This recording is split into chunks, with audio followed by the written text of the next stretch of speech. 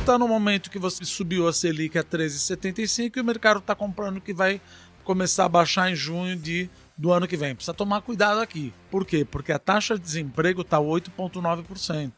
E o desemprego natural do Brasil é entre 8,2% e 8,5%. O mundo está vivendo um momento dramático que a gente nunca viveu. Eu, sinceramente, estou aí há 30 anos e vou te dizer que nós estamos vivendo um daqueles momentos mais desafiadores. Vai aparecer um corpo estendido no chão nas próximas semanas, se não mês. Eles acabam fazendo o quê? Tentando tocar fogo na casa para assar o frango, exagerando no lockdown. Então não tem como a China crescer 5,5%. Veja. Quem é meu principal comparador? China. China vai crescer menos. Segundo, União Europeia, vai crescer menos. Terceiro, Estados Unidos. Quarto, Argentina. Argentina não precisa falar. Sim, tá começando mais um Market Makers, o podcast da família investidora brasileira. Sejam muito bem-vindos. Eu sou o Thiago Salomão, um dos fundadores dessa bagaça. Eu e ele aqui, Renato Santiago. Tudo bom, meu querido? Tudo bem, e você? Tudo ótimo. Já tá de ressaca da eleição? Eu não, já é quinta-feira hoje. Ah, é verdade. A gente grava na segunda, mas vai ao ar na quinta, então eu achei tenho que fosse fingir. de ressaca do bicampeonato da Sul-Americana, mas infelizmente... Nossa, tomei muito suco Del Valle esse fim de semana, foi muito bom, mas é isso. Renatão, um dia a gente ganha, outro dia a gente aprende. A vida é sempre o aprendizado. Mas cara. o São Paulino um dia tá aprendendo, outro dia tá aprendendo mais tá ainda. virando um PhD em aprendizados, exatamente. né? Bom, mas hoje, episódio número 15, a gente está gravando numa segunda-feira pós-eleições, o mercado comemorou bastante o resultado, a bolsa subiu mais de 5%, o dólar caiu bastante, e estamos aqui com um professor e um gestor para falar sobre futuro do Brasil e também algumas coisas fora do Brasil, porque um deles, além de um fala muito bem de commodities e o outro escreve muito bem sobre a China, então a gente vai aproveitar isso tudo para casar nessa nossa super conversa do episódio número 15. Junto com a gente está o professor Roberto Dumas Damas, que é o professor do INSPER e também autor deste livro aqui, que vai ser... Não é só sobre China, hein? Tem muita coisa aí. Tem um de China também, mas aí tem uma parte mas de China. Esse livro vai estar sendo lançado essa semana, né, professor? Essa semana, dia 4. Dia 4, então... Vamos falar o nome do livro. Crônicas Econômicas em um Novo Tabuleiro Geopolítico pela Sampo Editora. Tá aqui, ó. E o professor Roberto Damas já falou com a gente em outras encarnações para falar também de China. Tem um livro publicado de China e sabe muito, não só de China, como também de Brasil. Mas, professor, daqui a pouco eu passo a palavra para você se apresentar, mas já dou os parabéns pela leitura do livro, pelo livro que eu vou ler. Renatão, esse é meu, então tá bom. Esquece. Tem o teu. Ah, tem o dele? Pô, tem professor, eu pensei que ia ficar agraciado aqui com o livro. E junto com ele está Paolo de Sora, ele que é gestor, o fundador da RPS, esteve semana passada com a gente na live que a gente fez de eleições e foi o gestor mais pedido ali nos comentários para falar sobre estatais, para falar sobre as estratégias de opções. Então hoje vai ter um episódio à parte ali para saber o que o Paolo fez com a grana dos fundos da RPS nesse dia tão movimentado dos mercados. Antes de passar a palavra para eles, aquele recadinho de sempre, né, Renatão? Se inscreve no canal, ativa o sininho para sempre receber as notificações do Market Makers. Se você estiver ouvindo a gente no Spotify ou na sua plataforma preferida de streaming de áudio, por favor, também segue a gente aí, né? Não custa nada. E dá para avaliar também lá, né? Então, dá para avaliar, sim. Seja o nosso maior avaliador e crítico, coloca lá os comentários no Spotify, no YouTube, onde for. E manda para os amigos, né? Porque a gente gosta de ver aquele compartilhado frequentemente. Como é que aparece no Spotify? Muito compartilhado. Muito compartilhado, a gente gosta de ver isso aí, dá um orgulho na gente. Se você não gosta, também compartilha com os inimigos, né? Porque aí você vai dar um conteúdo ruim para eles. Não, aí também é demais, né? E não esqueça, essa semana a comunidade Market Makers já está no ar, então você pode clicar no link que está na descrição aqui do vídeo ou do Spotify para você ver os benefícios que tem nos 3 planos que temos na comunidade Market Makers e também o nosso fundo de ações do Market Makers que replica a carteira recomendada aqui. Nós tocamos junto com aliás, a comunidade Soares. Market Makers que tem desconto para assinar até hoje, né, Salomão? Quinta-feira, que é o dia que você deve estar ouvindo isso aí. Espero que esteja ouvindo hoje, né? Na quinta-feira. Se for for na sexta, você perdeu o desconto, lamentamos. Mas faz um chorinho que, quem sabe, o nosso coração é mole, né? Vamos ver. Vamos ver. Bom, sem mais delongas, vamos lá. Meus queridos, antes de começar o papo, só aquela apresentação rápida, quem é você no mercado em 30 segundinhos. Começar com você, professor. Quem que é Roberto Dumas Damas no mercado em 30 segundinhos? Bom, eu tenho 55 anos, 30 anos de experiência no mercado financeiro, doméstico, internacional.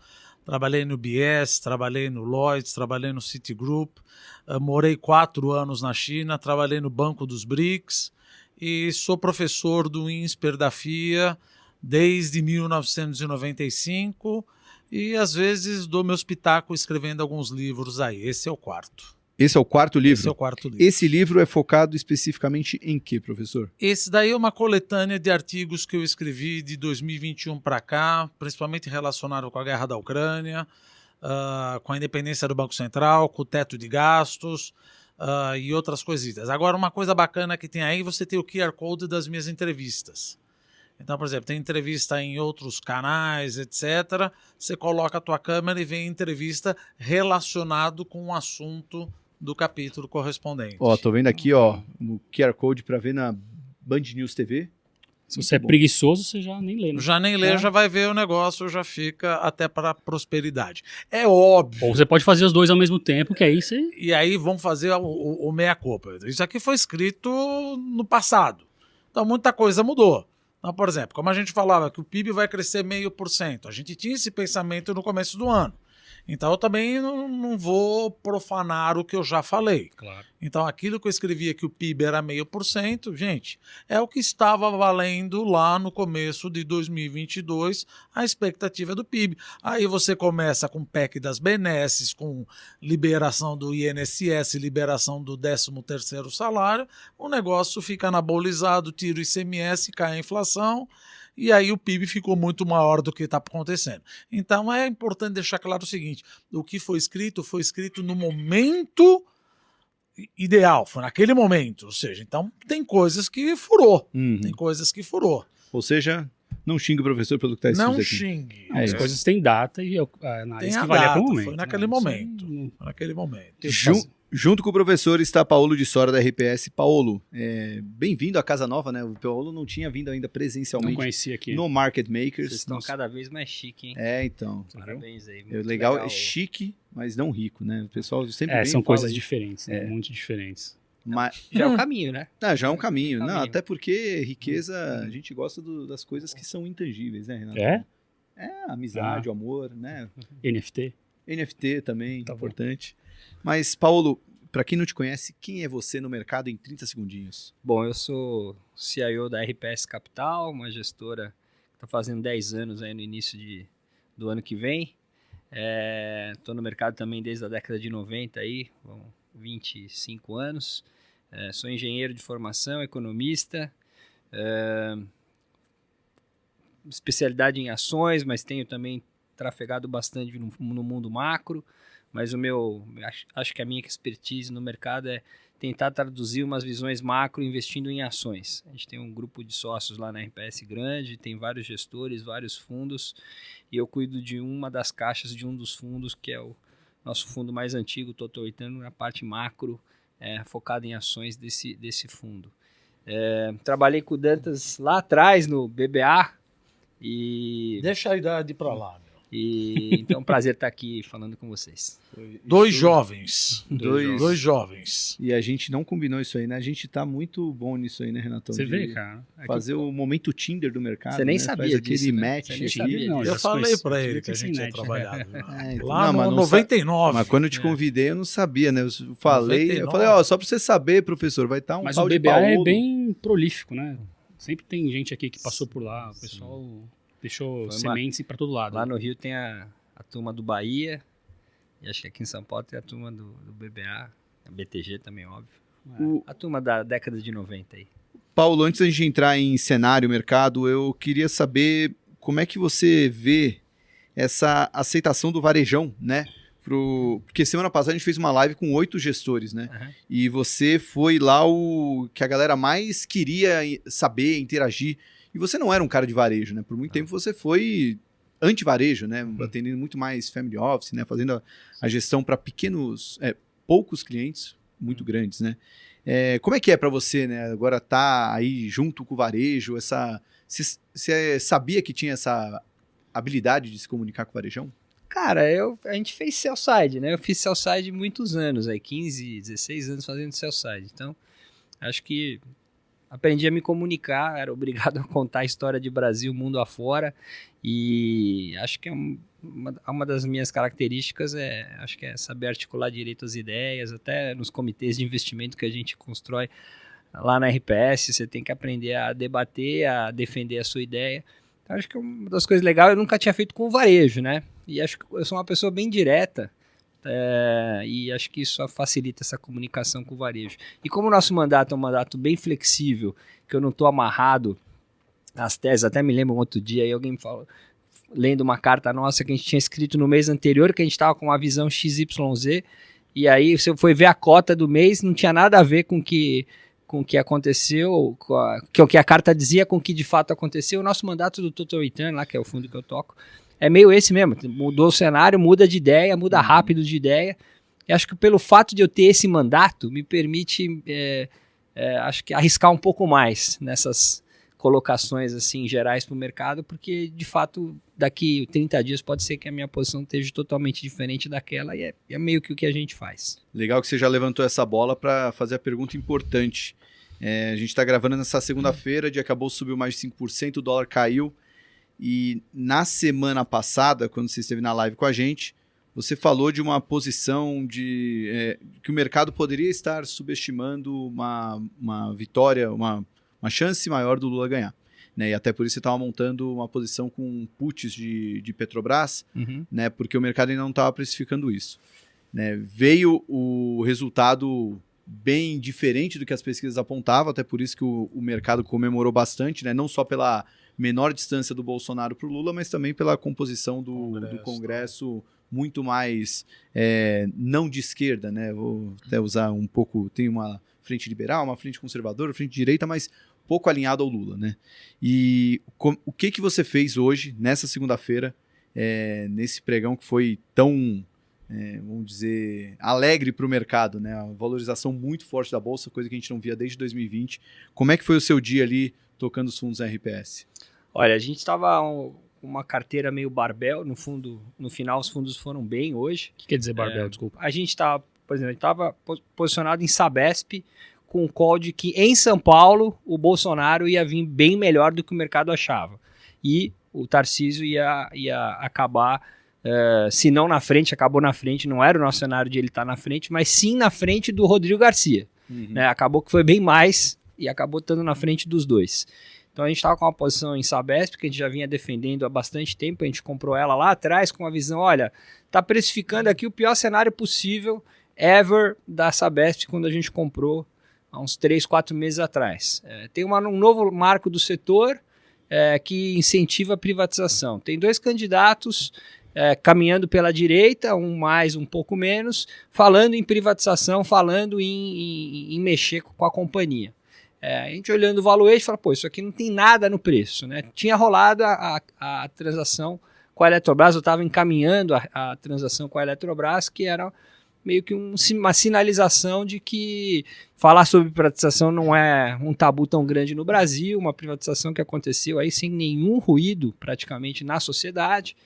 A gente falou, poxa, tem um caminho por aqui, tem uma simetria interessante, a gente montou lá atrás, veio acompanhando bem de perto a questão da eleição em São Paulo, inclusive com trackings, e deu certo, por enquanto, né? Vamos ver agora o segundo turno e depois os detalhes da eventual implementação se o Tarcísio ganhar do Haddad em São Paulo.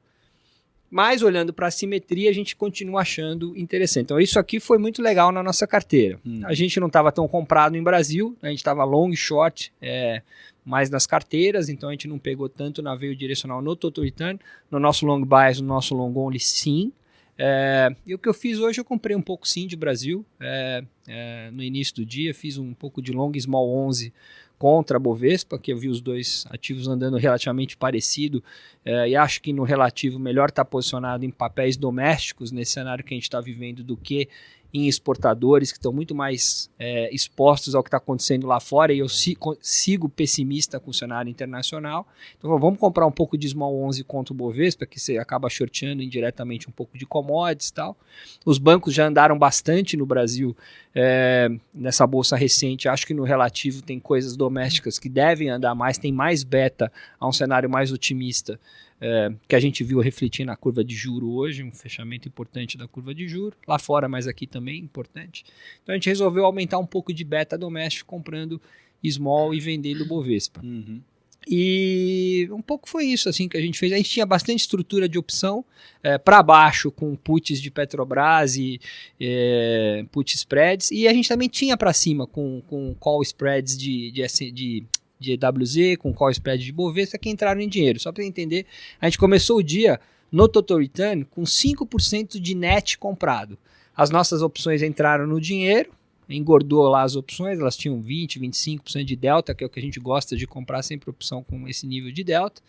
Acabou que entrou no dinheiro, eu estou terminando o dia mais para perto de 25% comprado no Brasil. Então, funcionou aí o mercado, a gente opera muito o mercado de derivativos no Total Return, funcionou na nossa direção, está posicionado via derivativos aí, num cenário de eleições. A gente sempre gosta de trabalhar com bastante derivativo, porque é isso aí, é binário, vem coisa nova, não é exatamente aquilo que você imaginava, e claro, tem que estar sempre olhando o preço da opção para ver se você não está pagando já tudo em antecipação. E a gente estava com a intuição nas últimas semanas que o mercado de opções, a volatilidade implícita dos papéis e do próprio Bovespa no mercado de opções estava barato. Agora, deixa eu só... A gente vai ter que fazer talvez uma apostilhinha aqui de opções para deixar junto, mas, Paulo, eu queria que você explicasse só...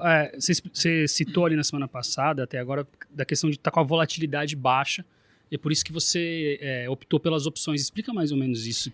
Não estava baixa baixa não estava tão alta. Vai. Isso, ela tava, a volatilidade implícita nas opções de papéis individuais no próprio índice, na nossa opinião, estava relativamente barata a volatilidade que iria realizar. Aí tinha uma visão sobre o que a gente achava que ia acontecer em termos de volatilidade no mercado no primeiro turno e no segundo. A gente achava que ia ter mais oscilação e de fato aconteceu. Hoje foi um dia de uma oscilação absurda. Teve papel que subiu 20%, 25%. Isso não estava precificado nas opções. E aí, naquele momento, dado que é um cenário binário, você compra uma opção, você está gastando um prêmio. Né? E é aquele prêmio que você vai perder, né? Se você estiver errado. Então a gente fala, poxa, tem coisa aqui que eu não tenho domínio, eu não sei exatamente, tenho uma intuição de que vai para um lado ou para o outro, vou fazer isso via opções, porque se eu estiver errado, é aquele tanto que eu vou perder, que é o prêmio de opções, da opção que eu comprei. E falando sobre essa questão da volatilidade, no final a volatilidade é o quanto o cara que está te vendendo a opção está te cobrando para você ter aquela opção para você, para um lado ou para o outro. E a gente achava que o preço que ele estava cobrando, ou seja, a vol implícita no preço dessas opções, estava relativamente barato. E se provou. Ele estava te cobrando um preço baixo porque ele não achava que ia variar tanto quanto você achava. É exatamente isso. Legal. Ô Paulo, legal você ter passado essa visão de como foi o dia, mas imagino que durante o dia, você deve ter ficado um pouco mais tenso, né? Mais acalorado, enfim. Queria saber como é que é num dia como hoje, né? Porque foi um dia bom, né? Bolsa subindo, mas acaba sendo intenso, né? Porque você tem que acompanhar, imagino que você já deve ter ido dormir tarde da noite por causa do pós-eleição e acordado super cedo, né? Para ver o acompanhamento do mercado. Como é que foi esse... Você pode passar um pouco dessa vivência de um dia como hoje? Vamos lá. Como é que é? Eu acordei 6 da manhã, já estava acompanhando o mercado lá fora, vendo como é que estava o cheiro da abertura Brasil via os pre-markets. A gente fez um call lá da RPS às 7 da manhã, entre os gestores. Às 7h30 teve um primeiro call de política feito por um broker, depois teve um call de política que a gente tem com um assessor que a gente contrata para ajudar a gente, para tentar alinhar pelo menos a nossa cabeça sobre se o que a gente tinha achado ali ao longo da noite batia um pouco com o que os especialistas políticos também estavam achando. A gente deu uma alinhada, achou que estava fazendo sentido a nossa conclusão ali desse call inicial das 7 da manhã. Depois a gente teve o call tradicional, que a gente faz todo dia às 9 da manhã com toda a equipe de gestão da RPS, para falar um pouquinho sobre a posição que cada gestor tinha na carteira, o que ia andar naquele dia, qual que era a intuição de cada gestor no seu bloco de risco. a gente deu uma alinhada no que a gente ia fazer a mais ou tirar em função do que tinha acontecido. Aí já passamos as ordens para o trader de coisas condicionadas a preço, né? Porque até então no mercado não tinha aberto, não sair comprando negócio 50 de alta não é a ideia. Mas assim, o plano de voo definimos no morning call, que é esse morning das 9. Abriu o mercado, a gente fez um novo call. Aí eu já estava na gestora. Quando o mercado abriu, todo mundo ali na mesa. E aí a gente foi meio que ajustando já o plano de voo do dia, mas já meio trilhado para a direção que a gente queria ir. A verdade é que o mercado veio um pouco na direção que a gente estava, isso facilitou a vida, não foi aquele dia caos que eu tenho que virar tudo de ponta para o ar porque estava tudo mal posicionado, muito pelo contrário. Mas foi um daqueles dias tensos, assim, o trader, antes de chegar aqui, nós estamos aí quase 6 da tarde, né? O mercado fechou às 5 e ali ficamos ali batendo no detalhe as coisas ali das 5 às 5:10. E foi um dia interessante, assim. A gente já está aí há 10 anos, já participamos de 4 ciclos de eleições, 3 presidenciais agora, né? Uhum. Então... Impeachment, tudo. Complicado. É intenso, a brincadeira é intensa gostoso, todo né? dia. 3 reuniões até as 9 horas. Gostoso. 3 reuniões até as 9 horas. Gostoso. E fora depois teve várias outras lives ao longo do dia, falando com consultor político. Eu mesmo tenho 2 caras que eu converso bastante assim no Sell-Side, que são estrategistas, que eu converso sempre que tem um evento maior, eu quero ouvir a opinião deles, que acho que são caras muito bons. E passei o dia aí conversando com o pessoal, tentando entender. E é isso aí. Legal, muito bom. O Renatão que adora uma reunião, né? 9 da manhã, já 3 reuniões. Nossa Senhora. Renatão tá no 3 reuniões é pra semana. Professor, bom, eu queria ouvir sua opinião sobre o cenário de Brasil mesmo, né? Como é que você está vendo o cenário atual, né? Se quiser passar um pouquinho, acho que a gente pode até entrar no assunto, acho que ninguém aqui é especialista em pesquisa, mas se teve alguma coisa aí que não foi muito assertivo aí nessa eleição, foram as pesquisas, mas enfim, queria muito mais uma fotografia econômica do Brasil, né? O que é esse Brasil que a gente está vivendo agora, né? E o que pode vir depois das eleições, independentemente de quem ganhar? Veja, eu vejo 2 Brasis. Primeiro você tem o Brasil relativo e o Brasil absoluto. Se a gente pensar em Brasil relativo, nós estamos bem, obrigado. Porque se você pensar em emerging market, por exemplo, não sei se o Paulo concorda comigo, mas, por exemplo, quando você teve a rotação de ativo, quando as FANGs caíram no começo do ano, quando a NASA caiu e o Standard Poor's caiu e começou a guerra da Ucrânia, preço de commodity começou a subir, o gringo veio para cá, o cara ganhou 40% em dólar. E aí você está vendo que, às vezes, o cara pode pensar, olha, eu estou trabalhando com emerging market, eu estou com $1 trilhão na mão, vamos pensar assim, preciso colocar 1% em emerging market, onde é que eu vou colocar? Vou colocar na Ucrânia? Vou colocar na Rússia? Vou colocar em algum país do leste europeu? Vou colocar na Turquia? Vou colocar na Argentina? Vou colocar no Chile? Quer dizer, no final das contas acaba sobrando o Brasil. Mas conversando também com um gestor, não sei se vocês concordam, o cara falou, gente, eu concordo com um negócio relativo, o Brasil tá bom, só que eu estou overexposed em Brasil já. Não tem outro mercado emergente. Agora, falando pelo lado da economia real, aquilo que a gente já sabe. Veja, nós tivemos um crescimento aí de 1,2%, de certa maneira anabolizado, cortamos o ICMS, demos possibilidade do 13º salário, a parte do auxílio de R$600, etc.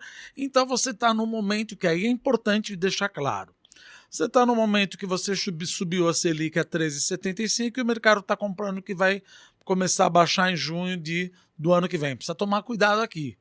Por quê? Porque a taxa de desemprego está 8,9%.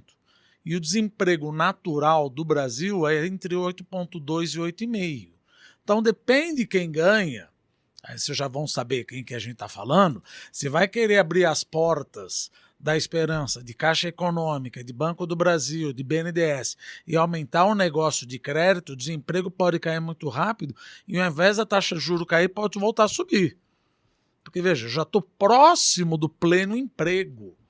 Por quê? Porque eu não tenho mão de obra qualificada. Então, 8,2 é minha taxa, que é a curva de Phillips aceleracionista. É onde ela já não vai, começa a subir. Agora, se cair muito rápido, isso no final das contas acaba subindo a taxa de juros.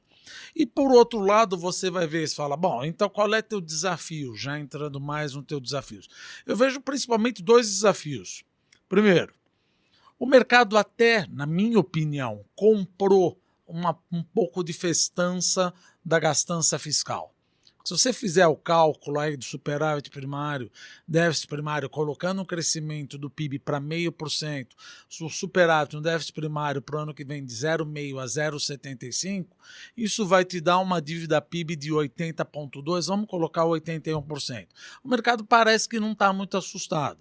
Agora, você chegar e falar que vai dar um waiver e vai estourar o teto de gasto, não dá para você estourar teto de gasto.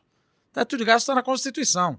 Você precisa pedir para os 513 deputados. Agora, importa a narrativa que você coloca. Você quer dar waiver? O que você vai colocar no lugar? Então, acho que seria muito mais importante, relativizando isso daqui, dos 2 candidatos, falar o que você vai colocar no lugar. Eu não quero teto de gasto. Agora, começa a falar que não quer teto de gasto, mas tira a parte social, tira a parte de educação, tira a parte de saúde.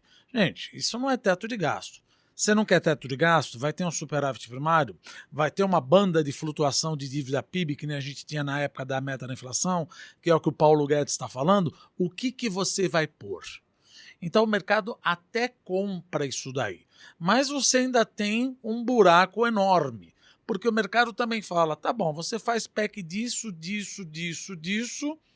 você tem mais ou menos, se eu não me engano, uns 20 bilhões de dólares, 20 bilhões de reais ou 30 bilhões de reais, posso estar enganado, de despesas discricionárias, mas tem mais de 150 que não vai caber. Onde é que eu vou enfiar isso daqui no ano que vem?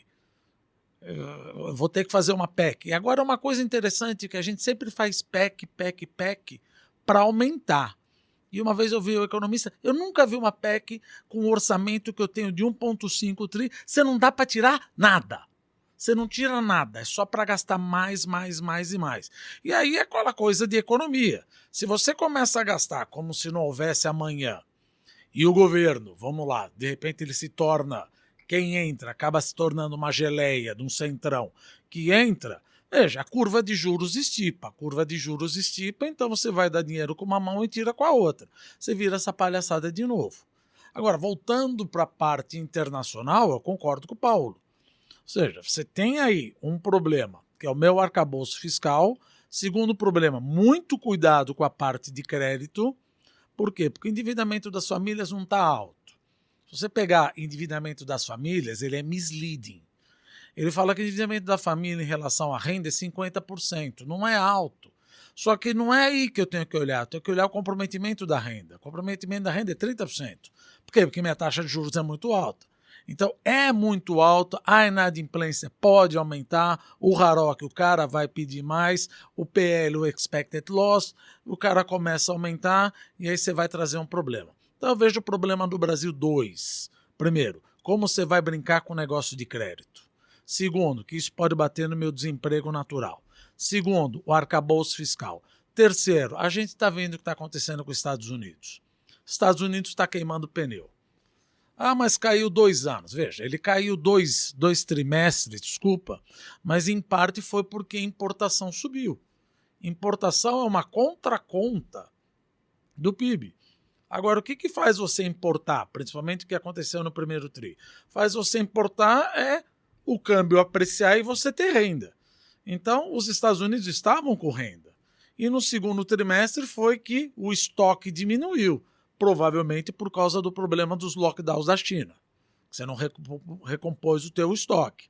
E tanto isso é porque o nível de desemprego está 3,5%. Então, nos Estados Unidos, você está com choque de oferta e choque de demanda. Você está criando mais emprego do que você tem de desempregado.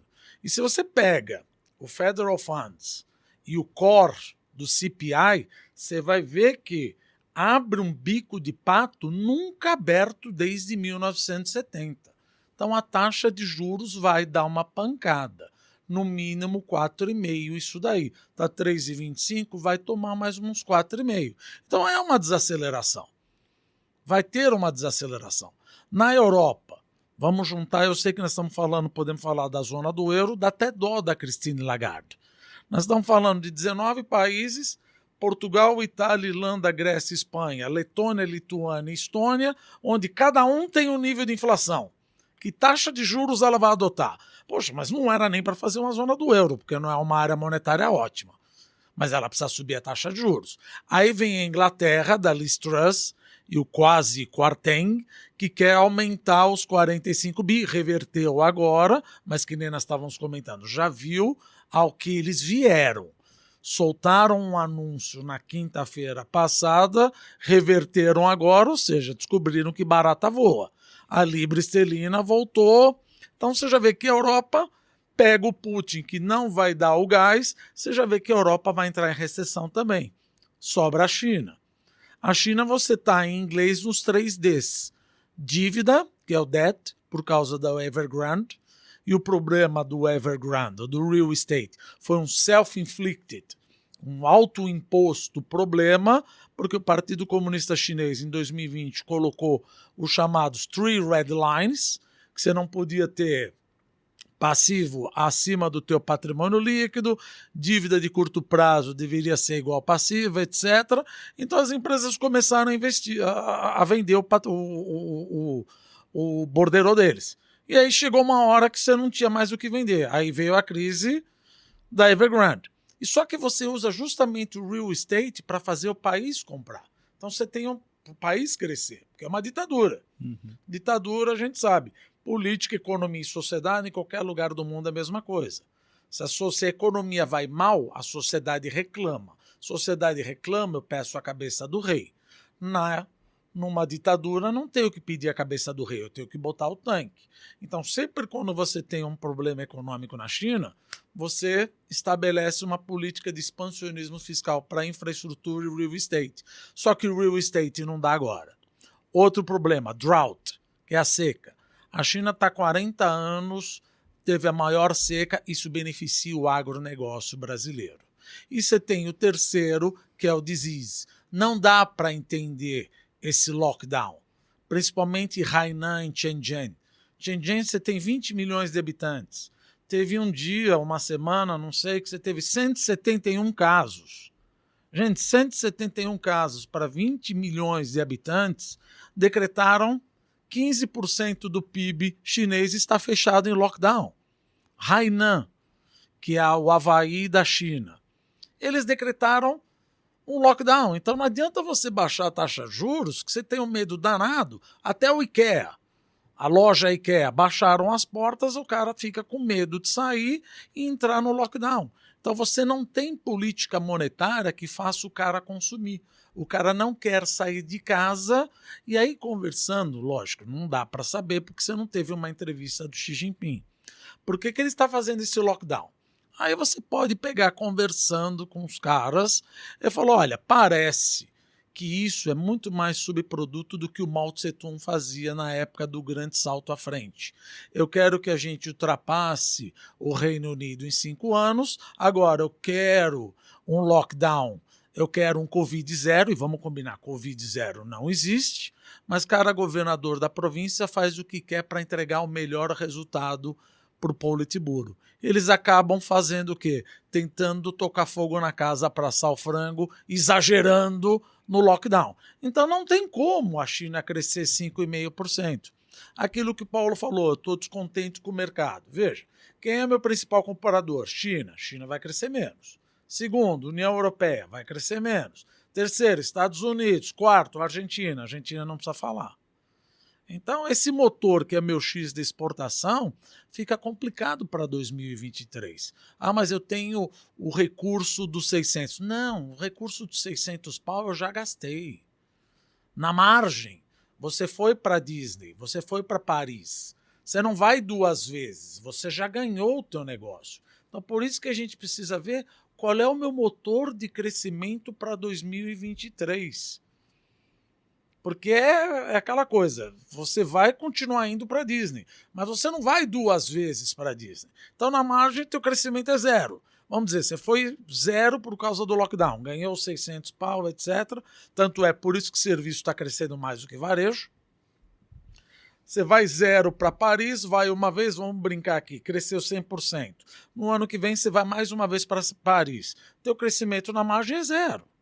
Então, você fala, qual é meu motor de crescimento para 2023. Então a gente está apostando muito mais no que está contratado de infraestrutura. No investimento, gasto do governo não vai dar, porque vai suscitar o efeito deslocamento.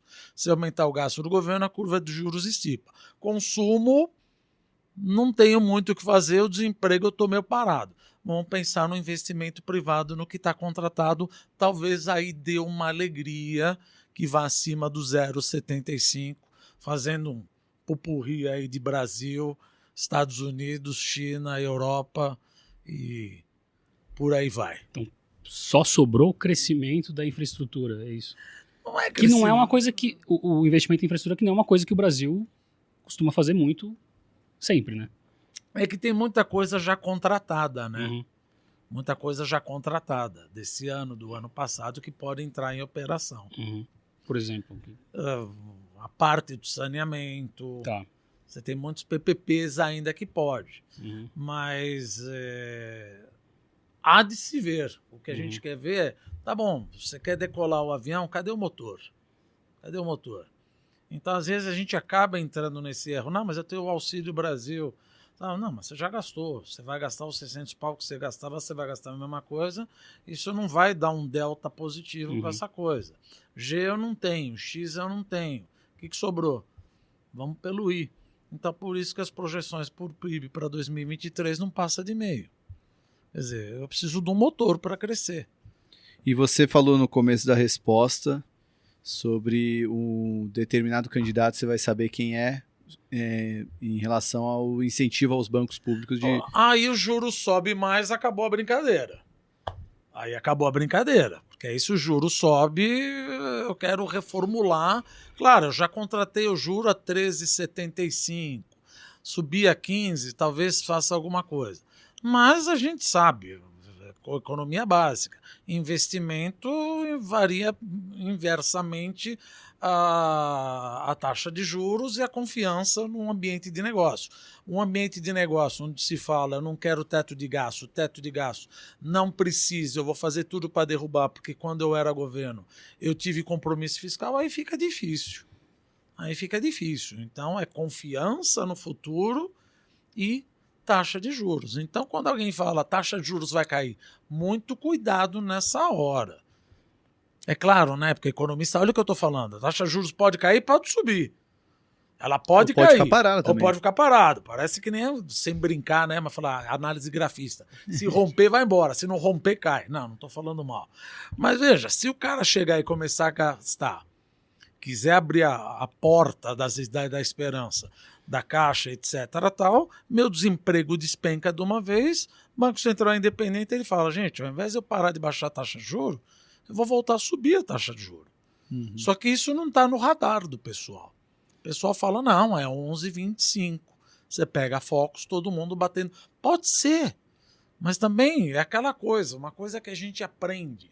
O fato de ser um risco de cauda, pode ser um risco de cauda tão grande que eu não posso desprezar. Mas é uma probabilidade de 5%. Sim, mas se ocorreu, como é que fica, por exemplo, a minha carteira? Mas a probabilidade é pequena. Mas se acontecer, o que a gente faz? Sabe? Então, eu acho que isso, no macro, tem a sua pegada aí. Retrocesso. O Paulo, eu queria até ouvir, né, como o professor levantou a bola, né, de que o mercado está precificando já uma queda de juros, né? Você não fala pelo mercado, mas você está aqui como um representante do mercado. Como é que você vê essa maneira como o mercado precifica e esse ponto que o professor Dumas falou de que o mercado pode estar meio que relevando o que pode vir a seguir em 2023? Bom, vamos lá, deixa eu passar aqui um pouquinho o que a gente discutiu nos nossos comitês de investimento hoje, que eu acho que é legal, né? Acho que a informação que veio das urnas foi positiva para o mercado. Eu concordo com o movimento do mercado, porque exatamente tirou esse cenário de cauda mais gorda para a esquerda, né? Mais negativo. Então a gente tem um Congresso claramente de centro-direita, bastante hostil, na minha opinião, para políticas muito populistas. Quem quer que seja que vá ser eleito, e se for o Lula, vai ter que andar num corredor muito mais estreito do que poderia. Não vai ter uma vida fácil. Não vai ter uma vida fácil, então vai ser uma agenda muito difícil de emplacar, de um populismo à esquerda exagerado. Então acho que você tira um pouco aquele cenário Lula agressivo que alguns poderiam construir se ele tivesse uma maioria mais clara. Não é o caso. Então o Lula vai ter que caminhar para o centro, claramente vai ter que caminhar para o centro, do mesmo jeito que o Bolsonaro vai ter que caminhar para o centro agora na segunda etapa da eleição, no segundo turno. Então, de fato, o teu preço médio, target de tudo que você opera, subiu, porque aquele cenário de cauda ficou menos provável. Então, concordo com isso. Acho que aumentou, obviamente, a probabilidade de um cenário Bolsonaro, que é visto pelo mercado como um cenário mais positivo, sem dúvida. A gente estava achando que o Lula ia ganhar no primeiro turno. Ele não só não ganhou no primeiro turno, como a diferença ficou em 5%, 7 milhões de votos, mais ou menos, 6 milhões, 7 milhões de votos. E tem um jogo para ser jogado agora no segundo turno. Acho que a probabilidade maior continua sendo do Lula ganhar, né? Tem 10 milhões de votos aí voando entre Simone Tebet, vamos dizer, a terceira via, um pedaço talvez que você possa argumentar de abstenção que pode diminuir, que não é histórico, mas eventualmente uma campanha mais aguerrida para tentar diminuir isso, tal, pode puxar um pouco mais para o pessoal votar no segundo turno, porque é um baita de um fla-flu e tal. Mas de qualquer forma, a sensação é que o Bolsonaro tem que ganhar 75% desse universo que ficou fora do alcance dele nesse segundo turno. Então é um caminho, uma montanha enorme para ser escalada. Dito isso, a gente vai ter aí 4 semanas para sonhar, para a turma que acredita que o Bolsonaro é melhor para a economia, melhor para os investimentos, vai construir uma narrativa nessa direção. Tem, obviamente, ingredientes positivos, a questão do Zema em Minas Gerais, que deve apoiar o Bolsonaro, isso pode ajudar. A briga aqui em São Paulo vai ser muito aguerrida, e eu acho que o Tarcísio vem forte, pode virar um pouco mais de voto para Bolsonaro no segundo turno. Você olha ali onde o Bolsonaro perdeu relativamente a 2018, foi um pouco em Minas, um pouco em São Paulo, ainda um pouco no Sul. O Sul também vai ter uma briga bastante forte lá, do Eduardo Leite com o Onyx Lorenzoni. Então, assim, eu acho que dá para construir uma narrativa, mas, de novo, é uma montanha enorme para ser escalada. Estou falando um pouquinho sobre o Brasil, então a gente acha assim, a gente descobriu lá na nossa área econômica, os nossos economistas se convenceram nos últimos meses, aí, talvez trimestre, que o PIB potencial do Brasil é um pouco maior do que a gente imaginava. Isso já fruta um pouco das reformas que a gente começou em 2016, que já lá se vão praticamente 6 anos, e estão começando a fazer efeito. Então parece que a produtividade do capital investido no Brasil nos últimos 6 anos foi boa. Lembrar que até então a gente fazia capex basicamente estatal no Brasil, né? Com Petrobras construindo Abreu de Lima, metendo 20 bi de reais no projeto, que gera 0 de NPV. Desde 2016 a gente vem investindo em projetos muito mais pela iniciativa privada, e está parecendo que a produtividade desse investimento está melhor. E, inclusive esse ano um capex, né? Uma formação bruta de capital fixo no Brasil mais alto do que a gente vinha vindo nos últimos anos. Então o Brasil, por conta das reformas, tem feito investimentos com mais retorno, com mais potencial de PIB do que fez. A gente fez reforma trabalhista, que está trazendo um benefício aí de aumentar gente empregada, aumentar um pouquinho a nossa capacidade de produção também do fator mão de obra. Tem o agronegócio, que é muito pujante, que está vivendo um momento muito especial, e que acho que continua para frente. Então, você tem ingredientes aí para acreditar que o PIB brasileiro potencial, que alguns argumentavam que era alguma coisa entre meio e 1, talvez esteja mais entre 1 e 1,5, talvez até 2. Né? Isso vai um baita impacto na conta lá, dívida PIB, olhando o médio prazo. 1% de crescimento potencial a mais faz uma baita diferença. E aí, a gente veio controlando gastos relativamente bem, né? Não dá para dizer que a gente foi mal na parte fiscal. Claro que teve a pandemia, teve os auxílios, etc. Mas nós mesmos projetávamos dívida PIB em 2022, lá 2 anos atrás, 100%, perto de 100%, nós estamos em 80%. Isso é relevante. Né? Então, a gente está mais arrumado. O presidente que entrar vai pegar um país mais arrumado, do ponto de vista macroeconômico. Se fizer um trabalho direitinho e talvez o Congresso disciplinando um pouco ali as linhas, né, de fato dá para você construir um cenário melhor para os próximos anos do que a gente viveu. E o valuation de Brasil é relativamente barato, no juro, no câmbio, na bolsa. Então, eu concordo com o movimento.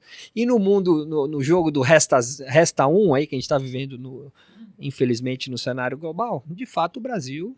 Se eu contar a historinha de Brasil, da Europa, dos Estados Unidos, da Ásia e tal, você vai gostar da história brasileira no relativo. Então, é isso que a gente está vendo. Eu acho que o legal, que pode dar um a mais até em relação a isso que eu falei para os próximos anos, é se o Brasil conseguir atrair mais capital estrangeiro, com uma agenda propositiva lá para fora. Né? Quer dizer, a Volkswagen só constrói carro no Brasil porque tem um baita subsídio fiscal e só manda os projetos da velha geração para o Brasil. Será que esse novo mundo que a gente está vivendo, onde está difícil produzir na Europa porque falta energia, porque tem uma crise geopolítica rolando, etc., tem questão ISG, será que não dá para a gente finalmente começar a atrair o bom projeto da Volkswagen, uma coisa de longo prazo, uma coisa de ponta, nesse rearranjo geopolítico econômico do mundo? Eu acho que o Brasil tem condição de fazer isso. Agora, tem que vir com uma agenda inteligente e aproveitar essa oportunidade onde as peças econômicas do mundo estão se mexendo. Se a gente vier com isso, talvez a gente esteja falando num PIB até melhor do que esse que eu disse aqui. Então dá para sim, para construir uma narrativa mais positiva. Eu acho que é por isso que os mercados estão andando. Ô Paulo, você fez um cenário aí brasileiro, né? Do que pode acontecer. O professor fez um cenário global aí. Sim. E eu queria entender como é que essas coisas se juntam. Porque, assim, o Brasil no relativo está bem, mas o professor Duma citou aí a Europa, a China com os 3Ds, né? Os Estados Unidos aí queimando pneu, né? Como o professor falou. Como é que uma coisa pode começar a azedar a outra? Por exemplo, e se o Brasil vier... E como é que isso está no seu cenário, né? Se o Brasil tá legal, tá desse jeito, de repente até a Volkswagen começa a pensar em fazer carro de ponta aqui, mas aí vem coisa de fora e começa a afetar. Como é que isso... Um vento de proa. Como é que isso pode afetar a sua posição? Eu acho que esse é o lado difícil de construir uma carteira de investimento hoje direcional lá fora. Nós não somos uma ilha, o mundo está vivendo um momento dramático, que a gente nunca viveu. Eu, sinceramente, estou aí há 30 anos e vou te dizer que nós estamos vivendo um daqueles momentos mais desafiadores. Vai aparecer um corpo estendido no chão nas próximas semanas, se não mês. Bateu na trave na Inglaterra, falando-se bancos grandes europeus com problema de solvência. Você teve um movimento muito grande do dólar, isso mexeu nas moedas globais.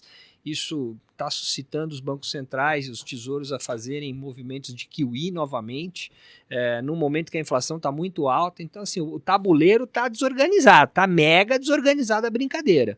Para aparecer um corpo estendido no chão, não precisa quase nada.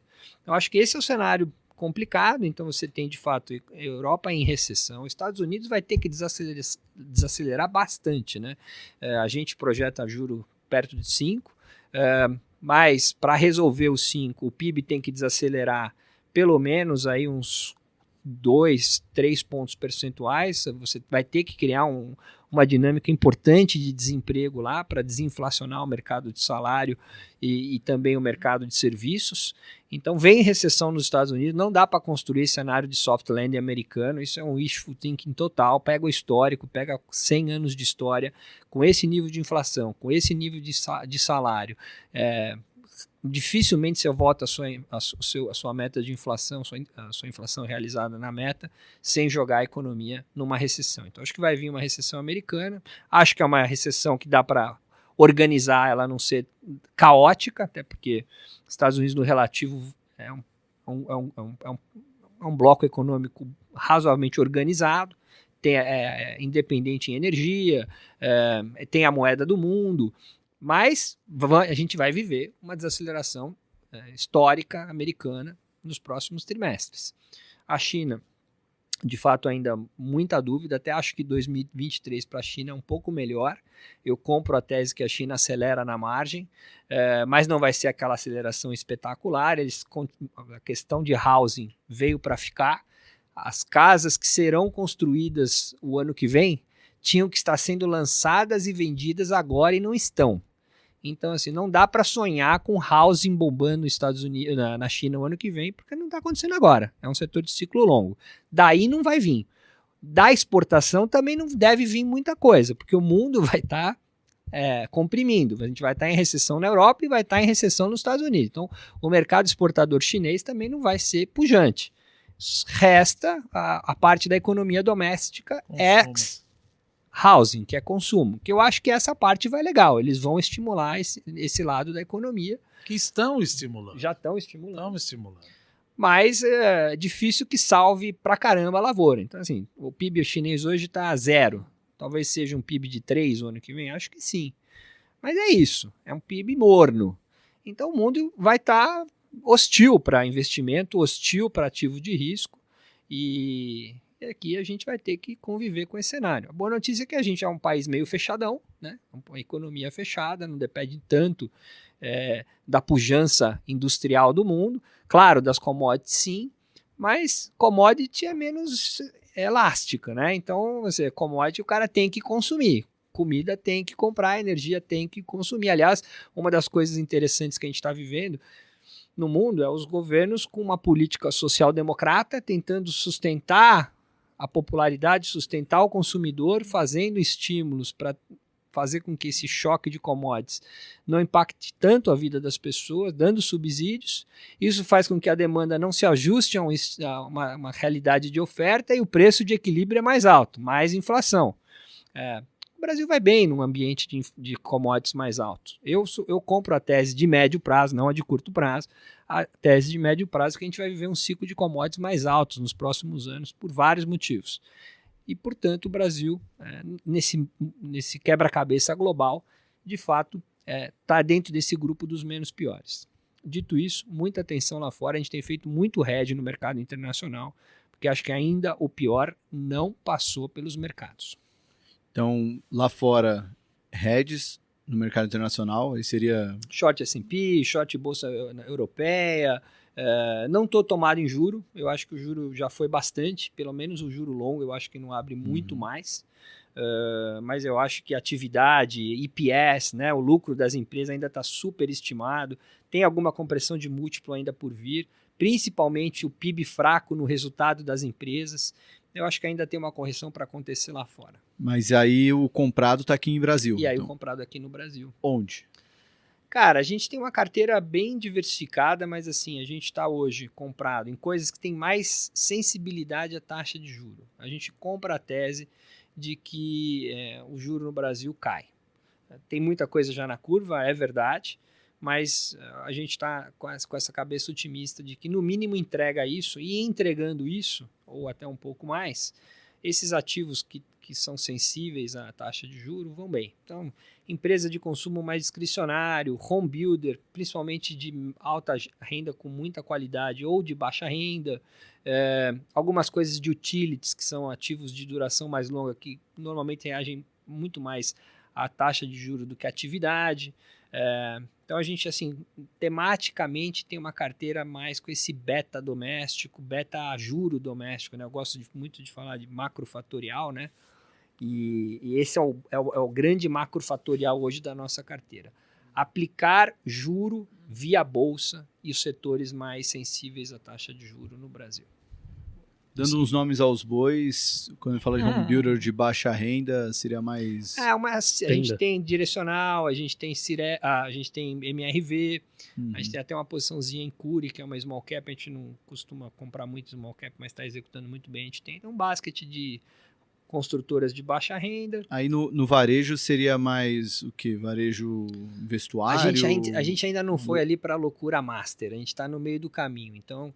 A gente tem um varejo meio conservador ali, que são as empresas que vendem para classe média, média alta, Soma, Track and Field. A gente tem um pouco de Meli, que aí já é um pouco mais arriscado, mas é a empresa mais... O que seria a loucura master? Acho que seria umas Magalu da vida. Olha, Magalu, que jornada, Via hein, Varejo. Porque De são empresas mais Amazon. alavancadas, são empresas que têm uma dívida mais alta, você não vê geração de caixa no curto prazo. Então você, de fato, ali tem uma ponte para... Você precisa mais otimismo, tem muita concorrência rolando no e-commerce brasileiro, né? Então, assim, vai ter que estar muito pujante para todo mundo conseguir o seu lugar e passar para o outro lado da ponte. A gente acha que não está tão pujante assim, né? Vai estar legal, ok, um pouco melhor que esperado, mas nós não estamos falando aqui de boom de consumo do Brasil, nada disso. Nós estamos falando na margem um pouco melhor e ainda acho que, dadas as incertezas, principalmente lá fora, melhor privilegiar a qualidade. Então, na hora de ir lá para o terceiro colocado do ranking de qualidade, eu acho que ainda não é esse momento. É um momento onde o cenário internacional fica um pouco mais tranquilo, a gente já entendeu o que vai acontecer. E, eventualmente, aqui no Brasil é aquilo que o Dumas falou com toda a propriedade. Qual é o novo arcabouço fiscal do Brasil para os próximos 4 anos? Ficou claro, o mercado precificou aquilo ali, a gente já está conseguindo projetar melhor as curvas de dívida PIB, temos uma visibilidade maior. Aí talvez você aumente o seu beta da carteira, aumente o nível de risco que você está disposto a correr. Então, um pouco assim do que a gente está fazendo. É um pé no acelerador, mas não... aceleração máxima. Deixa eu emendar uma outra com o professor, que a gente, na verdade é a mesma que eu fiz para o Paulo. O professor deu um cenário aí brilhante do que pode acontecer no mundo, mas a gente não... Não foi brilhante. Não, né? foi sim, professor. Foi bacana, mas não seja, foi feio. não seja modesto. Não, brilhante. É a explicação. Brilhante a explicação, obrigado. O cenário Bela não explicação é tão que o mundo tá fudido, né? Não, mas eu queria, professor, que você explicasse como isso pode afetar o Brasil, né? De que maneira tudo isso pode chegar aqui e o que pode acontecer. Pode ser um cenário de juros mais altos, mesmo o Brasil fazendo as coisas certas, enfim, como é que todo isso que está acontecendo na China, Europa, Estados Unidos, até na Argentina, pode chegar aqui? Veja, é que nem eu te falei, os principais exportadores, mas o Paulo também falou, eu não sou um cara muito aberto. Só que o preço de commodity afeta o meu PIB. O preço de commodity acaba afetando o meu PIB. Agora, eu estou mais bullish. Não estou falando que é para comprar essa ou aquela ação, porque eu não faço valuation. Mas eu estou muito bullish no cenário do agronegócio, principalmente da China. Porque a China ela já está mudando o modelo de crescimento econômico dela para virar mais consumption-oriented, para mais consumo. Então, o salário do chinês, desde 2011, está subindo além da produtividade do trabalhador. Porque a gente sabe, a economia não importa o quanto você ganha, o que importa é o quanto você ganha e o quanto você vale. Qual é a tua produtividade? Que nem o Ciro Gomes falava que o trabalhador que mais ganha na Europa é o alemão. Sim e não. Sim, em termos absolutos, em euro. Não quando ajustado pela produtividade. O italiano ganha muito mais. Não, mas o italiano ganha menos. Sim, mas a produtividade dele é bem menor. Então não é isso, você tem que ajustar pela produtividade. E outra, quando a China ela tem um negócio chamado Ruku, que é a urbanização. Como você quer trazer cada vez mais chinês para virar consumption-oriented, pensa no avião McDonnell Douglas, que nem o Paulo falou. O investimento não dá para ir no real estate. Exportação não dá para ir. O que eu preciso ligar? Preciso ligar minha terceira turbina consumo. Para ligar minha terceira turbina consumo, a primeira coisa é subir o aumento do salário dessa população, que eu estou fazendo. Segundo, urbanização, Ruku. Ou seja, você vai dar o passaporte Ruku para eles. E qual é a vantagem disso daí? Quem nasce na zona rural é como se fosse uma casta. Ele não tem o benefício, assistência social, assistência previdenciária, etc. Isso ele está trazendo leis lá da Revolução Comunista. Quando ele passa a ser um cidadão urbano, ele tem todo esse acesso a assistência social e gasta mais. Então você tem um lado estrutural que veio para ficar. O lado conjuntural que virou estrutural. Em 2019 e 2020, a China foi acometida pela febre suína. Eles tiveram que dizimar 350 milhões de cabeças de porcos. E a febre suína descobriram que era porque porco era criado de uma forma rudimentar, comia lavagem. Então o Partido Comunista Chinês soltou uma diretriz, etc., que o porco não pode mais ser criado dessa forma rudimentar. Ele tem que ser criado de uma forma mais profissionalizada. Ora, porco come o quê? Ração. Ração vai o quê? Soja, trigo, milho. Então isso tem o benefício que acaba ajudando o Brasil. Então, a despeito de ter um crescimento menor, a China vai entrar em economês falar no non-steady state. O consumo vai fazer mais parte do PIB dela do que o investimento. Então, o investimento vai cair como força motriz do crescimento econômico e o consumo doméstico vai aumentar, mesmo que isso te traga um PIB menor. Então, por isso que eu estou mais bullish. Não estou querendo dizer que está no valor justo ou não está no valor justo. Não é isso. Mas eu estou muito animado com o negócio do agronegócio. Ô, professor, já que você falou tanto, né, do consumo e investimento, como é que a formulinha mesmo equação do do PIB? PIB. É, porque você foi falando, ó, vai sair consumo, mas... Era pra gente saber isso aí, hein? Eu sei, eu só vou Só passar pro tô professor, porque Não, ele que é a sinais. autoridade. do assunto. Não é simplesmente que nem você vê professor falar. Então, o PIB é somado de consumo das famílias, investimento das empresas, gasto do governo, exportação e tira importação. Mas veja, não é assim, por exemplo, às vezes você pega um professor, ele te dá o consumo, investimento, gasto do governo, exportação e o PIB fala, calcula importação. Não, as coisas se interagem. Não, mas é bom você passar Isso. essa... Só Nossa, para quem quem não não interage. fez economia, não teve aula. Não teve professor. Então, aula. por exemplo, você sobe Ou o não gasto lembra do só. governo, você dá uma de louquinho. Tava no bar na aula. Você dá uma de louquinho e aumenta o gasto do governo. Se você aumentar o gasto do governo, que nem falar, vou inventando aqui, vou aumentar o gasto do governo draconianamente e esquecer gasto de teto de gasto. Isso vai gerar o efeito de deslocamento. A curva de juros estipa, o investimento cai, o consumo cai. Uhum. Então não é que sobe e aumentou nada o mais. gasto do governo, o PIB teria que aumentar. Não, mas vai cair. Não, vai fazer o investimento cair, exato. o consumo cair porque os juros estipou. Uhum. Isso se eu Estipar é tiver ficar um mais prêmio inclinado. de risco. Estipar Estipar é Ficar fazer... mais inclinado. Uhum. Ficar mais inclinada. Então não é uma fórmula que você simplesmente põe os 4 fatores e tira um. E a China é justamente isso. Ela cresceu muito via investimento. E ela está no Incremental Capital Output Ratio, que é o quê? Investimento por variação de PIB ascendente. Ou seja, você está investindo, que nem o Paulo falou agora, o NPV está ficando negativo. Você está fazendo, muito e o investe ganho do PIB muito não e é não tão gera maior. PIB. Tá. Isso está batendo no non-performing loans dos bancos. Vai ter uma crise bancária? Não. Por quê? Porque a conta capital da China do balanço de pagamentos é fechada. Você não pode especular contra o Chinese Yuan livremente. Você não pode entrar na bolsa de Xangai e Shenzhen livremente. Você tem um esquema. Não dá pra fazer um short, né? Não, nem pode.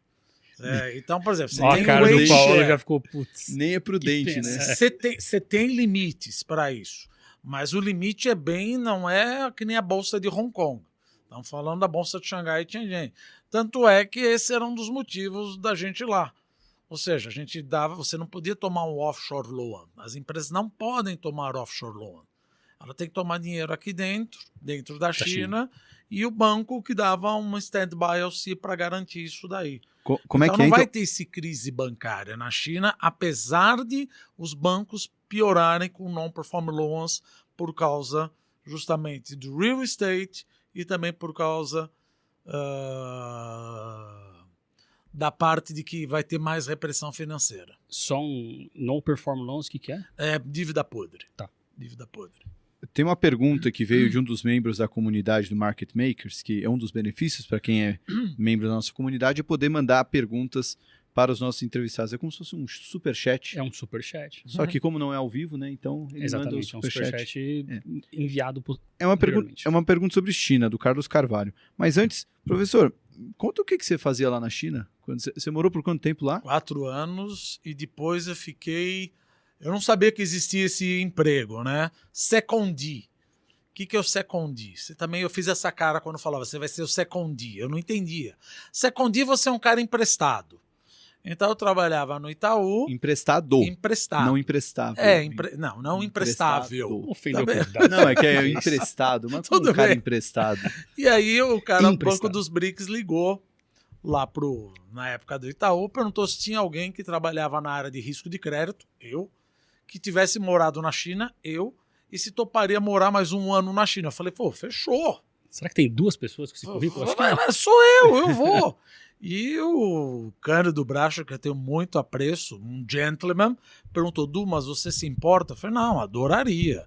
Então passei mais 8 meses na China ajudando o Banco dos BRICS, mas o que eu fazia? Você tem 2 pontos aí. Primeiro, eu ajudava as empresas brasileiras a tomar recurso de bancos chineses.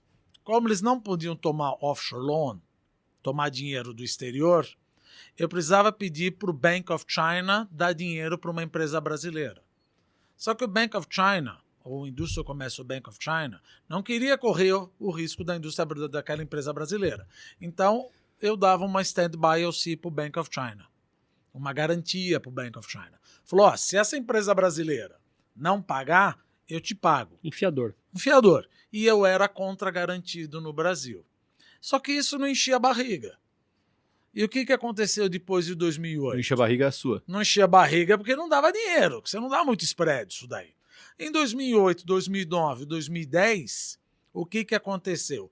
A China é um bruta de um polo exportador, mas quer queira, quer não, os Estados Unidos diminuíram o déficit em conta corrente, a Europa diminuiu o déficit em conta corrente, achamos terceiros mercados. Vamos para o Brasil. Vamos para o Brasil e vamos procurar ativos para comprar no Brasil. Aí você começa a fazer câmbio para chinês que vem para cá, faz FDIC, compraram uma linha de transmissão que fizeram FDIC, aí eu fui paquerar chinês. Efetivamente, parei de paquerar brasileiro, fui paquerar chinês, aí o negócio foi bom. Deu match. Aí deu... Porque qualquer coisinha era uma grana boa, né? Porque Brasil era... Mas a gente tava para qualquer negócio. Qualquer 5 coisa. anos de China, então.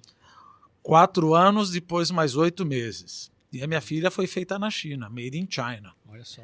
Por isso que eu falo, minha filha é made in China. Mas nasceu aqui.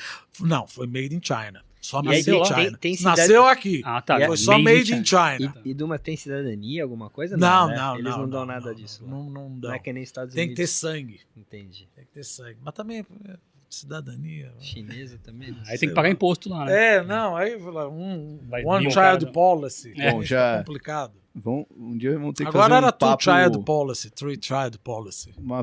botar umas cervejas aqui na mesa e falar sobre os tempos de China. Cerveja Só que é não, melhor, Multai. não É gravar, Eu né? Como é que chama contei aquela algumas bebida? coisas antes de By Joe. By Joe. É uma coisa Multai horrível. é a marca, né? É uma coisa. Aliás, tem umas coisas bacanas, né? Porque você sabe que aqui parando um pouquinho, o chinês ele adora que você bebe. Então ele dá esse negócio de ser baijiu. Só que esse baijiu aí, você acende fogueira com ele. É 45 GL. Mas Então eu acabou a aprendi cachaça. a beber com chinês. O que você faz? Chinês detesta coisa congelada.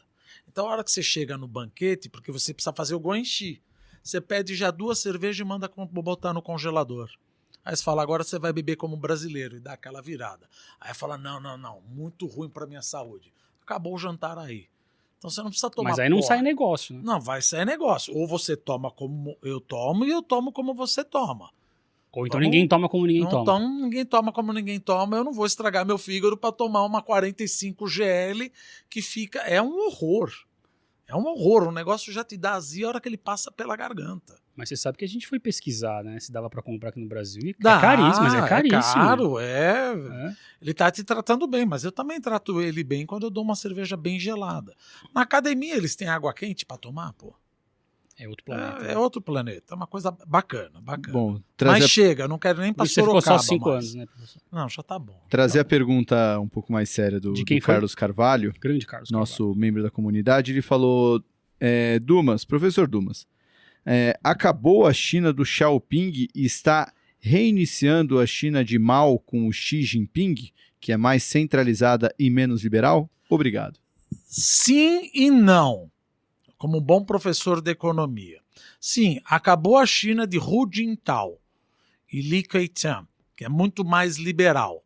Entrou a China de Xi Jinping, que é muito mais um capitalismo estatal e ainda entrando em empresas privadas. Não chega a ser Mao Tse-tung. Não é um órgão de planejamento central onde te dou inputs e peço isso de output. Isso é o verdadeiro comunismo que era Mao Tse-tung. Isso não existe. Isso não existe. Mas que existe agora uma visão mais draconiana do Estado, tanto empresa estatal quanto empresa privada, você tem até colegiados do Partido Comunista Chinês que são obrigados a serem aceitos pelas empresas privadas para participar do conselho.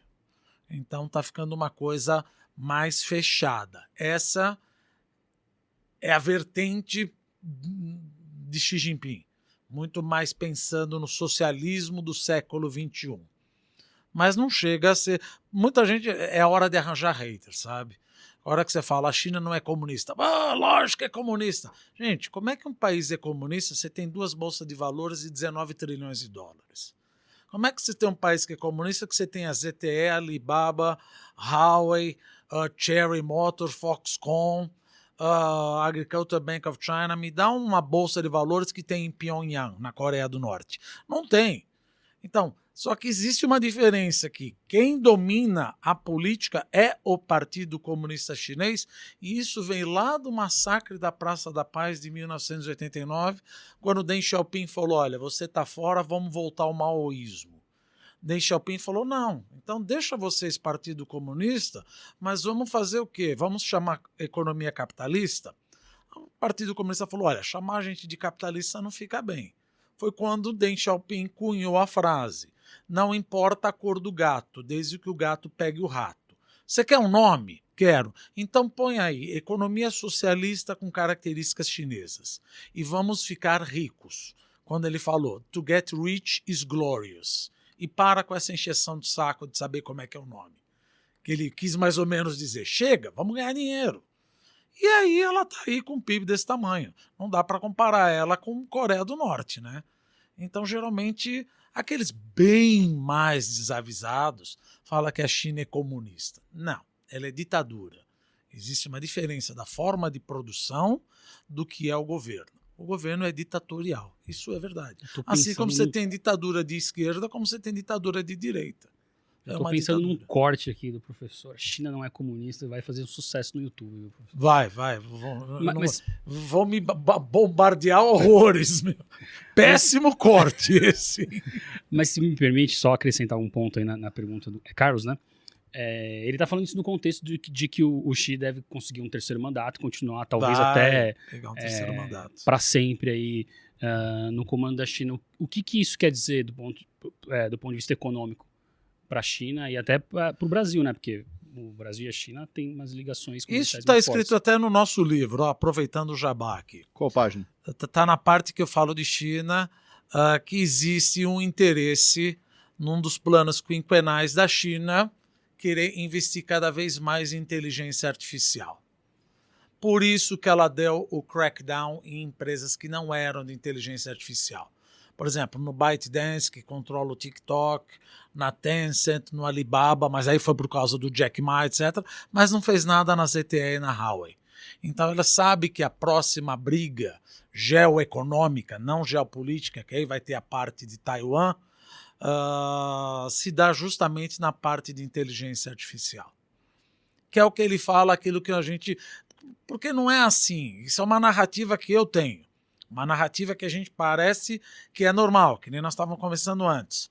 O que ele fala? Por que você deu esse crackdown nessas empresas? Para ele, não vale a pena você gastar tanto capital financeiro e humano em empresas que não vão dar esse edge em relação aos Estados Unidos quanto o ByteDance.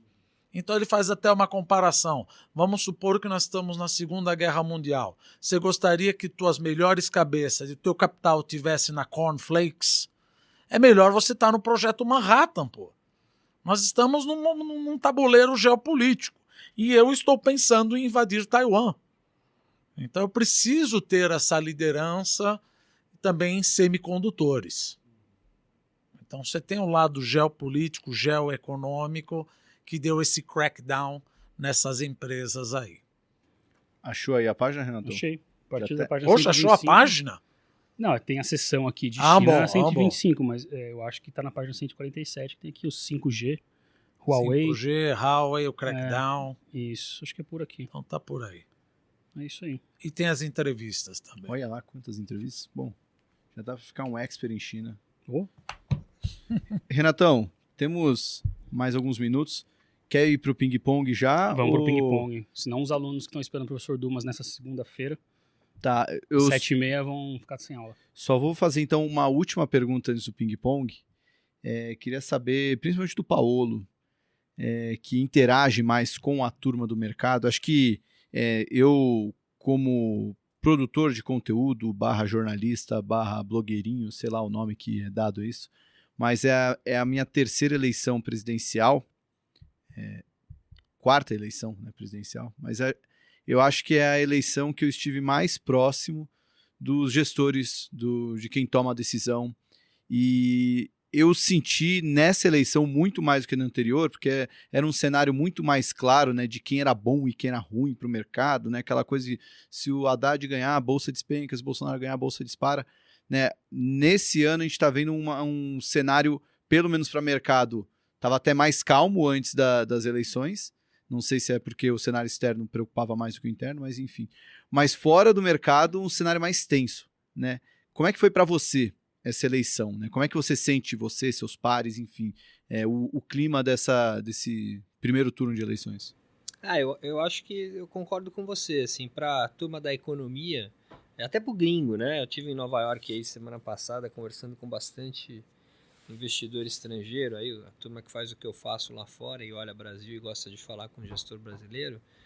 E a percepção é que na macroeconomia, o Brasil do Bolsonaro ou o Brasil do Lula muda pouco, né? O pessoal acha que o Lula tem uma tendência de seguir ali no Lula primeiro mandato. Né? Agora uma ruptura, né? E ainda mais com esse Congresso agora que foi eleito, é muito mais provável nesse primeiro mandato, porque tem alguma disciplina fiscal, obviamente tem um viés mais social, vai gastar um pouco mais, o juro vai ser um pouco mais alto, mas nada caótico que vá romper aí o modelo macroeconômico do país. E o Bolsonaro é o que é na economia, já todo mundo está acompanhando aí, né, o modelo macroeconômico. Então, vê uma linha pequena entre a diferença entre Lula e Bolsonaro na macroeconomia, portanto no câmbio, portanto no juro, né, os grandes ativos. A grande diferença que vai acontecer, e aqui fica um ponto de reflexão, é na microeconomia. Né? E eu vi hoje um rally de Petro, vi hoje um rally de Banco do Brasil, nesse call de risk on, que eu entendo, mas se o Lula ganhar, e de novo, façam um número, cada um para de ler o que o outro acha, o que você pega os números lá nu e cru da eleição de ontem, veja a diferença de votos que o Bolsonaro precisa conquistar no segundo turno para chegar lá, atribua a você uma probabilidade. Ninguém sabe muito mais do que você, com certeza, o teu feeling em relação a isso. A probabilidade maior é de Lula. É maior de Lula, 70%, 80%. E eu acho que como o Lula não vai conseguir governar com o Congresso, na sua política mais social, na sua política mais à esquerda, a gente vai ver mais macroprudencial, que foi usada bastante na época da Dilma, através de medidas administrativas. Isso envolve usar banco estadual, banco federal para fazer mais crédito, isso envolve mexer talvez mais agressivamente na política da Petrobras, aonde não precisa do Congresso. Então, se na macroeconomia não vai ter grande mudança, acho que na microeconomia, até em função desse tipo de congresso que a gente teve, que vai ser mais arredio a aprovar medidas que sejam mais de cunho social, de cunho social-democrata, que eu acho que está um pouco por trás do modelo econômico do Lula, ele vai usar mais as empresas públicas. E tem 2 listadas na Bolsa importantes, que é o Banco do Brasil e a Petro. Então, se a Petro continuar raliando e se o Banco do Brasil continuar raliando, dado que eu acho que tem mais probabilidade de Lula, eu acho que pode até ser um funding interessante para o resultado do segundo turno da eleição. Fica aqui a reflexão. A Bolsa, para o geral, eu acho muito bom, mas eu acho que um otimismo exagerado para a empresa estatal, com a probabilidade maior do Lula ganhar, eu acho que a gente pode ver políticas ainda mais contra-minoritário em Banco do Brasil e em Petro, se esse Lula aí for eleito. Traduzindo, o funding seria usá-lo para fazer apostas negativas ou evitar esse tipo de investimento e privilegiar outros que não estão tão expostos a uma medida mais pontual ali, aguda, específica, que o Lula eventualmente pode fazer com as empresas estatais. E ele está dizendo, não estou falando aqui, eu acho, não. Você pega lá o discurso dele, ele está dizendo que vai usar o BNDES, vai usar os bancos públicos para incentivar a economia, está dizendo que vai controlar preço da Petrobras, vai mudar a política de preço da Petrobras, vai acelerar os investimentos da Petrobras em downstream e acho que vai fazer mesmo. Isso aí não depende do Congresso. Boa. Podemos pegar saquetes, vamos lá. Pegar saquetes para o ping-pong. Uhum. Turma, fatiou, passou. Pergunta vai e vem, já separar aqui minha tabelinha. Começando com o professor Dumas, depois o Paulo. Um livro do mercado financeiro. Bom. Um livro bom. China versus Estados Unidos. Meu. China versus Estados Unidos, do professor Dumas. Isso. É bom? Eu acho. Eu acho que ele mostra muito a situação atual. E você, Paulo, um livro do mercado? Você sabe que eu sou daquele que advoga que o mundo está entrando numa dinâmica macrofatorial, né? De investimento. Muito menos Warren Buffett, muito mais macrofator. Então, sempre estou lendo sobre esse assunto e tem um que chama Guia Completo do Investimento Fatorial, do Andrew Birkin, que eu acho que pode começar por aí. Eu até vi o pessoal da Dow, né? Teve aqui o meu amigo Fábio Mota. E acho que todo mundo que está começando a investir, todo mundo que já está investindo, etc., além de ler os livros do Warren Buffett e tal, acho que tem que começar a entender um pouquinho mais para esse lado que eu acho que é o futuro aí dos investimentos financeiros, juntar o macro com o micro. Boa.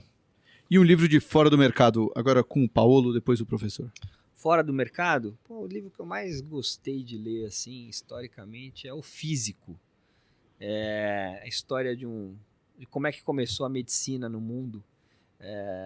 E depois deu origem a um filme muito legal também. Não vou lembrar agora o nome do escritor, mas O Físico, The Physician. Isso é bem... um dos livros que eu mais gostei de ler. É um dos livros que eu mais gostei de ler. E ele traduzido ficou O Físico mesmo? Ficou O Físico, E você, professor? Noah Gordon, exatamente. O meu, eu leio e sempre releio, é o Vida e Obra de Freud, de Peter Gay. Vida e Obra de Freud.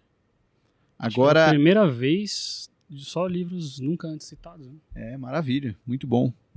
Agora, a parte mais legal, o antilivro. A recomendação de não leitura. Na Crise do Capitalismo, Jorge Soros. E eu li, não sei porquê. Mas por isso que eu não recomendo em hipótese alguma. E você, Paulo? Cara, como eu tô nessa cruzada contra o fundamentalismo, dentro do conceito de investimento, aí eu vou qualquer livro de fundamental demais, muito bottom-up, para mim, ficou na prateleira lá de trás. Pô, então escolhe o mais emblemático deles, talvez, o Investidor Inteligente? Pode ser, sei lá, alguma coisa nessa linha. Tava com grandes links a Warren Buffett, assim. Um anti-Buffett aqui temos. Um anti-Buffett muito fazendo aqui, é só uma provocação, tá certo? É evidente que o maior investidor do mundo não pode ser negligenciado, quem sou eu para dizer isso. Mas eu acho que como tem um fanatismo demais em relação a esse modelo, eu acho que vale lembrar aqui que eu acho que tá ficando old fashion, sinceramente. No meu dia a dia lá, tá? Eu não tô falando de Paulo, de bullshitagem, eu tô dizendo o que acontece no dia a dia de um gestor hoje. É fundamental. Então aí os fundos FIAs, fundamentalistas, nos últimos 24 meses aí para contar a história de como a vida tá mais difícil do que esteve no passado. Maravilha, pô. Acho que vai dar uma polêmica boa isso daí. Agora, frase que merece um tapa na cara. Aquela frase que você ouve e fala, meu Deus, deixa eu agredir. Pode ser de um Gasto aluno. é vida. Gasto é vida? Você ouve isso muito, professor? Não, já ouvi. Mas deu o tapa? Da Dilma, né? Não, mas deu? Não, então não deu, né? Só Da sentiu Dilma. vontade. Eu ouvi. E já vi outra também, que saúde não tem preço. Excelente, já 2 frases até, então... Saúde não tem preço. E você, Paulo? Qualquer coisa associada a desenvolvimentismo em mercados emergentes. Parece que nós não somos desenvolvimentistas, né? Fala, eu sou o destruidor. Vou pegar uma frase aqui do Mercadante, em 2007. Eu fiz uma reunião com ele e ele falou para mim assim: o pré-sal vai resolver o problema fiscal do Brasil. E quem vai resolver o pré-sal é a Petrobras. Então, é o voluntarismo desenvolvimentista de esquerda, que leva à perpetuação da pobreza. E é bacana que eles se auto-intitulam desenvolvimentistas. Nós não somos, nós somos destruidores. Não queremos A desenvolvimento. primeira frase merece um tapa na cara que tem já o remetente ali, né? Então, o Mercadante e o pré-sal vai resolver o problema fiscal do Brasil. Para fechar, a última, mas não menos importante, o convidado que vocês gostariam de ver aí sentado na cadeira do Market Maker, sendo sabatinado por mim e por esse Eu vou roubar homem. o teu. Eu gostaria do Schwartzman. Opa, o Alex? Alex Schwartzman. Desculpa, não sei se ia citar ele. Não, o Alex é meu amigão, eu acho que ele... Eu acho ele Pô, vou chamar ele então. Até é um momento bom, né, que o São Paulo passou uma vergonha aí com o Del Valle, já tem um assunto legal falar antes da entrevista. Vergonha. Isso aí, perder final, cara. Vergonha era perder a Penapolense no Morumbi, agora isso aí. Tô nem aí. E você, Paulo? Alguém que você gostaria de ver aqui? Alguém que eu gostaria de ver aqui. Um bom futuro ministro da economia do Lula, assim, de liberal. Sei lá quem vai ser. Meirelles, futuro... Meirelles, Agora que você falou ministro, me deu um susto. ministro da economia do Lula. Sei lá. Mercadante ou Meirelles? Não, ele Meirelles, falou pelo amor de Deus. Meirelles. Ou Chama o Meirelles. quem sabe o teu chefe, O Lisboa? o Marcos Lisboa. Quem sabe? Trazer o Marcos Lisboa aqui. Pô, já legal. foi, Isso, né? isso aí é... Marcos Lisboa. Já teve É um aqui? pouquinho mais fácil que o... Meirelles Não, a ainda gente já não. conversou em outra encarnação. Marcos Lisboa, um dos maiores pensadores do Brasil, na minha opinião. Pô, um time bom aí. Alex Pô. Schwartzman, Marcos Lisboa, Não, esse Meirelles. ping-pong foi o mais rico que a gente já fez É, sem falar mal dos outros convidados. Já falou, né? já falou. Não, é que às vezes vem um e fala, puta, livro não tenho. Aí aqui já saiu 2 de cada, isso que é legal. Não, maravilhoso.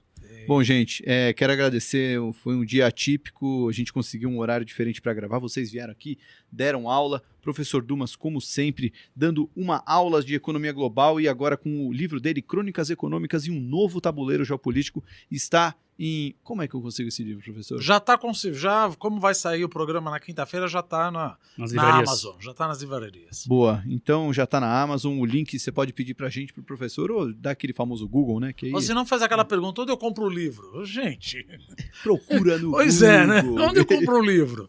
E Paulo de Sora, obrigado por ter vindo agora na Casa Nova, dar esse papo aqui com a gente, um gestor que, bom, além de ser um grande amigo nosso, a nossa audiência também gosta muito de você, então valeu demais. Prazer estar aqui, parabéns, boa sorte nessa nova fase, já tá bombando que eu sei, eu não perco então é uma honra estar de novo aqui com vocês, muito obrigado. Maravilha, valeu então, Paulo, valeu Rodrigão pela produção e edição, valeu Renatão, você sempre dando aula nas entrevistas. Opa, muito obrigado. quem deu aula é o professor Dumas, o Paulo. Tô aqui só. Você é muito humilde, Eu enrolo. cara.